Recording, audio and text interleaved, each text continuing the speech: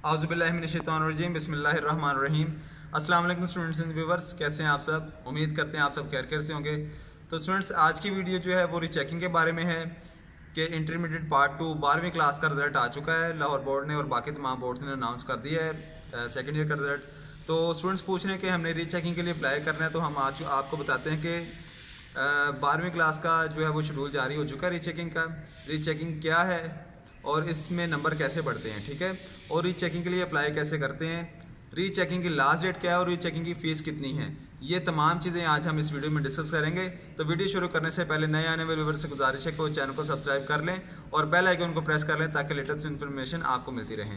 तो students, rechecking क्या है, सबसे पहले हम आपको बताएं रीचेकिंग क्या है। रीचेकिंग के लिए आप रिज़ल्ट आने के 15 दिन के अंदर अंदर बोर्ड को एक दरख्वास्त दे सकते हैं जिसमें आप ने ये बताना होता है कि मेरे पेपर में, मतलब कि आपको मैंने जो है वो पेपर अच्छे किए थे लेकिन मेरे नंबर कम आ गए हैं। तो रीचेकिंग इसलिए आप करवाते हैं कि आप दोबारा से अपना पेपर दे के उसमें आप देख सकते हैं कि आपके नंबर कम हैं, क्यों हैं। तो क्या वाकई रीचेकिंग होती है? रीचेकिंग में सबसे पहले ये देखा जाता है कि मारूजी सवालात के नंबर जो हैं वो टोटल में शामिल हैं, ठीक है, और दूसरे नंबर पे इस बात को देखा जाता है कि पेपर का कोई हिस्सा या सफ़ा मिसिंग तो नहीं है, ठीक है, ये इसमें रीचेकिंग में शामिल होता है। और तीसरे नंबर पे ये देखा जाता है कि तमाम सवालात पूरे चेक हुए हैं और इनके नंबर लगा दिए गए हैं। और आखिर में पेपर का रीकाउंट किया जाता है।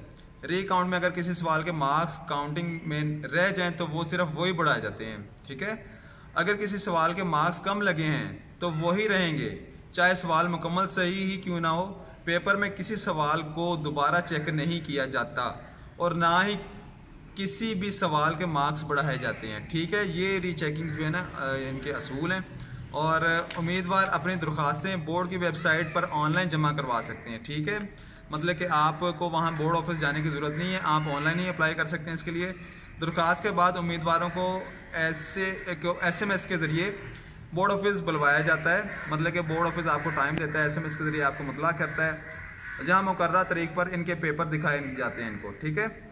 और बहुत सारे स्टूडेंट्स रीचेकिंग के हवाले से ये भी पूछ रहे हैं कि रीचेकिंग के लिए बोर्ड की वेबसाइट पर जाएं, रीचेकिंग फार्म डाउनलोड करें, ठीक है, और फ़ीस बैंक में जमा करवाएं और फार्म बोर्ड में जाकर जमा करवा कर आएँ। आपको 1-2 हफ्ते के अंदर अंदर बोर्ड में बुलाया जाएगा, आपका पेपर आपको दिखाया जाएगा, ठीक है जी।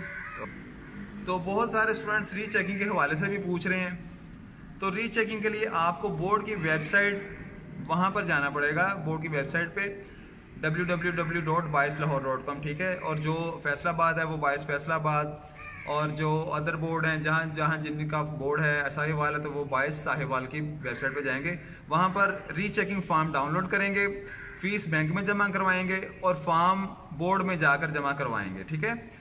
आपको 1 या 2 हफ्ते के अंदर अंदर बोर्ड में वो कॉल आएगी, वहाँ बुलवाया जाएगा और आपका पेपर आपको दिखाया जाएगा, ठीक है जी। ये इसका जवाब है। तो स्टूडेंट्स, एक पेपर की चेकिंग फ़ीस, वो स्टूडेंट पूछ रहे कि चेकिंग फ़ीस कितनी है, बाकी स्टूडेंट्स ने ये भी पूछा काफ़ी ने कि चेकिंग फ़ीस कितनी है। तो चेकिंग फ़ीस जो है वो 1200 रुपये है फ़ी पेपर, और 100 रुपया जो उनकी प्रोसेसिंग जो एप्लीकेशन की फ़ीस होती है वो 100 रुपया है।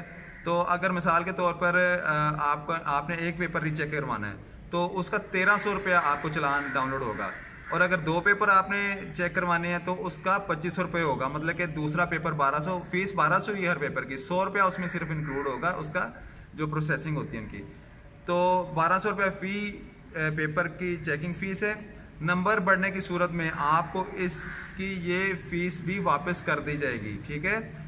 और नंबर बढ़ने की शरह जो है वो आप ये भी नोट करें कि नंबर बढ़ने की शरह बहुत कम होती है, मतलब कि 99% स्टूडेंट ऐसे होते हैं जो 100% अगर स्टूडेंट अप्लाई करते हैं तो उसमें 99% स्टूडेंट ऐसे होते हैं कि जिनके नंबर जो है नहीं बढ़ते, ठीक है, और बाकी सिर्फ 1% ही बच्चे होते हैं जिनके नंबर बढ़ते हैं, तो उनकी फ़ीस इनको वापस कर दी जाती है।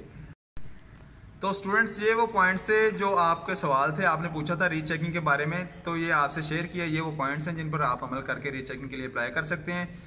तो स्टूडेंट, इसी के साथ इजाज़त चाहते हैं। अल्लाह हाफिज़।